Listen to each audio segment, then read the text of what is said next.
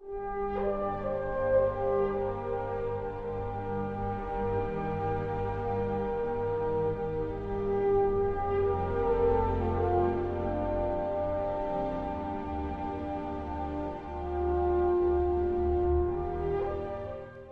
inspired you to start Volkmor? Basically, when I first joined, there was this unclaimed island off the coast of the mainland. It was kind of in the center of the world in a sense. It was unclaimed at the time, or at least on the map it was unclaimed. And I instantly thought of maybe making a nation there. The issue is when I first started getting into nation building on the server, Urkagiga, which was the leader of the Great Imperium at the time, which was around again at that time, he warned me, saying that laborism was the only form of government that would actually work on the server. And he went into somewhat good detail on why it was the only thing that could work on the server. But nonetheless, just going off of the player count and the progress that was being made, it couldn't have possibly been the best system. And even going off of other servers like Stoneworks, almost no communist nations, and even when they do, they're not nearly as successful as more capitalist-esque ones are. So, because of that, I really wanted there to be a state where there was a lot more freedom economically compared to other states. And so, but I did have to make the difficult choice, though, to join Caesarea, because there was no other nation that was willing to take someone that was not a laborist at that time, other than, of course, Graustein, but they were heavily inactive. And they had been so, I guess, subdued by the passage of time. Their membership declined. So, after I joined Caesarea, Danelaw at the time, a very large nation, it was falling apart under its own weight. It didn't have the infrastructure. Well, it had a very large city, and it did have some good infrastructure, but its people were slowly losing the morale to do anything, to build anything, to participate in the server, or to participate in their own government. The decline kind of just kept going and going, and the rest of the server kind of saw this as an opportunity to try and divide them up, because they owned just so much land. And they wanted some new nations in that area as well. And so when that time came, when they decided to unite the laborist nations to invade, they asked me to create one of the states. And there was also a general government. I think they called it the general government at the time too, which they made own most of it. I remember that. Yeah, they later, of course, betrayed them, but whatever. It's kind of funny. They're the government that's up on that northern island. Yeah. It's sort of like Yeah, dry. they moved. They just slowly sold all the land and just moved to that northern island. Very lucrative. Where they just are now, yeah. So, when I joined the conference for dividing up what was Danelaw, I was able to stake a claim in the town that was once the town of Hylas, or at least I don't know the name that they had for it, but the nation of Hylas owned the town that Volkmor is currently using as its capital. And so I saw that city wasn't really being claimed by anybody. So, of course, free real estate. It's free real estate. I requested for that. I also requested for the mountains and just the general coastal area, because that was the most valuable. Later, we would go further inland because there was just land that was available, so we'd claim it anyways, or nations didn't want that land, or we would get it diplomatically, whatever. But when I then founded it, when Volkmor then became a thing, of course we had to go into neutrality.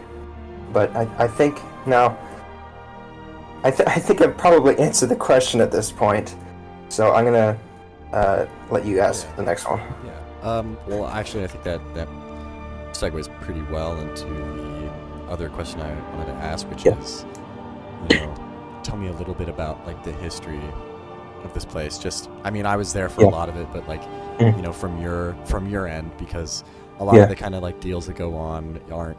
Yeah, the somewhat very beginning stuff that happened in the middle, like between the me leaving Caesarea and the creation of Volkmor, like the stuff that was going on outside of the server, that kind of affected it. So, and maybe live with that. Just talk Yeah. about that a bit. So originally, I was planning to invite a few people from Stoneworks who were in the nation of Volkmor over there. Volkmor, Stoneworks-wise, was founded in 2022, and it was on a island, which is the town of that island was called Eidenberg, and that fell in, I think, mid-summer 2022, if I remember correctly. I was a citizen during that time, and they fell to some kind of big, or not really big nation, but it was a nation that had a lot of allies, and we couldn't really defend against it. Or at least we tried to, but diplomatic stuff got in the way, and eventually it fell. And it got griefed horribly, like the entire thing was destroyed. But they later would make other nations, but that doesn't really matter. I was inspired by that because I really liked their name, I liked what they were doing over there, and a lot of their members are still going on in Stoneworks to this day, even 3 years later, making another Volkmor. And I think it's actually called the Volkmor Empire over there right now. I wanted to bring that over here because I could then pull some of their members over to here as well, because at that time they were still trying to make sure that they had a nation in Stoneworks again. They didn't really have it like fully built up yet, so I wanted to see if maybe they'd be considering moving to another server. And so I made Volkmor here to be able to try and pull them over. I also was trying to take from a group called Kartek from Stoneworks. They are a large mercenary group. They also had a big nation on there in CCNet, or Cometcraft. They have presence in a lot of servers.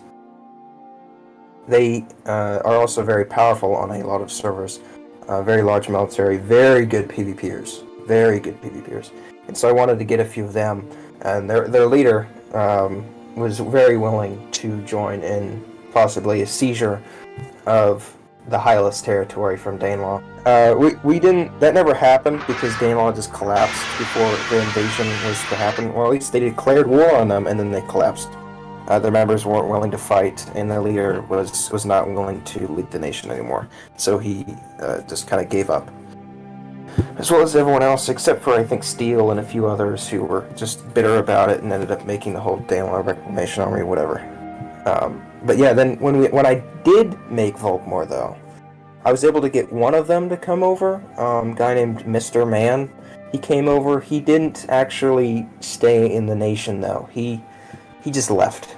He joined for one day, asked for officer rank, looked around a bit, said it looked kind of cool, and then just left. He never came back. Tried DMing him, just wouldn't respond. Tried talking to the rest of Volkmor, they didn't really care. And at this point, the relationship between this server's Volkmor and Stoneworks' Volkmor is almost completely separated. The nation leader over there, named Jared, could pretty much care less about what goes on over here.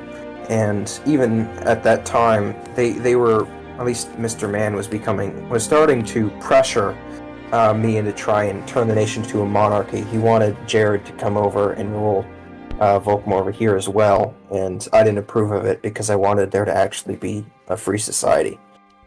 Can you talk a little bit about some of the, I guess I want to say almost like diplomatic things that go on? Yeah. You know, when you look in the political decisions tab, you always see all this stuff going on. I've spoken to you about this before, and it's just like a lot of the decisions seem confusing to people who don't understand what goes on. Are you at liberty to like talk about that kind of stuff at all? Because of the world being so laborist, Volkmor, of course, had to be very neutral. We couldn't be siding with Graustein, otherwise they'd become hostile. We couldn't side with the laborists because we weren't laborist. So we had to be as neutral as possible, almost like Switzerland, for a long period of time, to be able to have any kind of good standing with the rest of the world. And so I was constantly in calls with laborist nations and non-laborist nations, making sure we were friends with all of them. When the whole Danelaw Reclamation Army showed up, I didn't really see it as much of an issue. They only had a few players, it didn't really mean anything, and they had a skirmish with Malavak, and I was like, okay, whatever.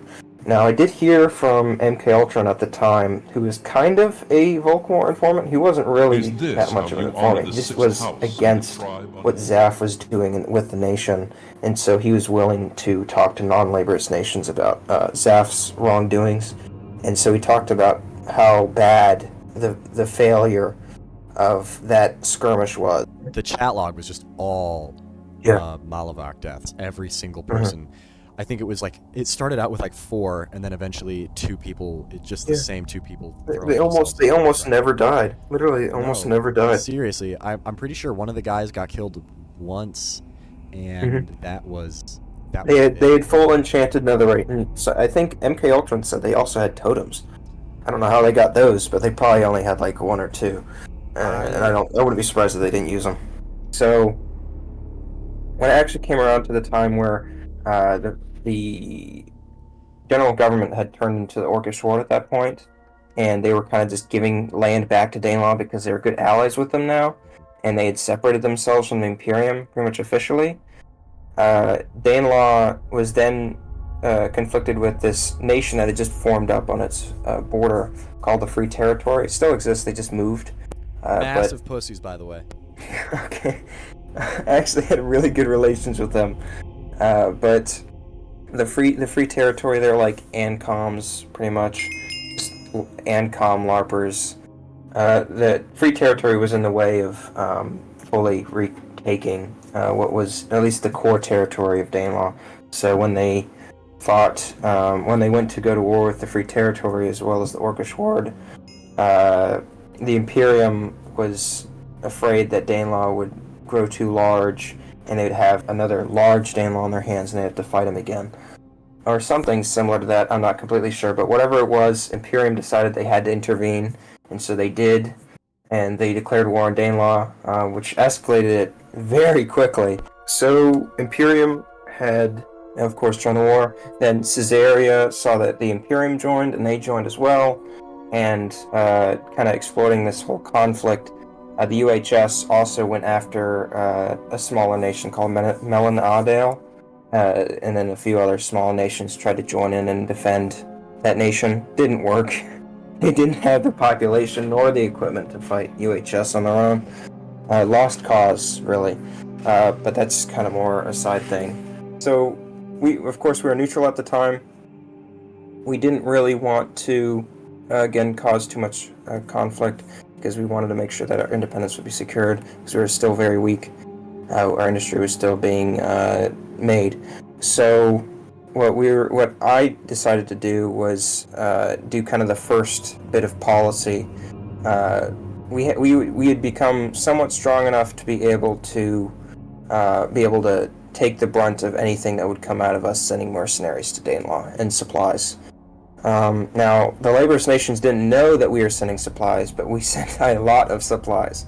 We sent 3 dubs of Power 5 guns to the UHS. We sent 2 dubs to Danelaw. We sent them also explosive rockets. We also sent them a good amount of food and ammo, stuff like that. And we sent a lot to both sides, really. But a lot of the UHS's armory is Volkmor guns, and I think it's still that way, even from that war. We sent mercenaries. You were there. I wasn't able to actually really do any fighting though. I tried, but there was a lot of logistical issues, and it was so chaotic. They were not very well organized, and I wasn't able to appropriately discuss with them the right routes to be able to take to get to the conflict and where to put the stuff at. We lost some of the stuff we were sending them, but that's okay. The fighting was pretty crazy. I never thought Sir Combat would be like that. A lot more people than I thought would show up, and the free territory crumbled. I think right in the beginning, practically. Imperium failed to take the second fort, and Caesarea tried to join in. They also failed to take that fort, and eventually Caesarea turned to try and help with the free territory, and they were able to push them into the fort. But the issue was the Danelaw forces still had somewhat, or at least control of a small portion of the fort, and because they were still holding on just barely, they were able to then take it back again. And I think that happened twice actually, until eventually they retook the fort in its entirety, and were able to do one last push and actually destroy the forces of the Free Territory.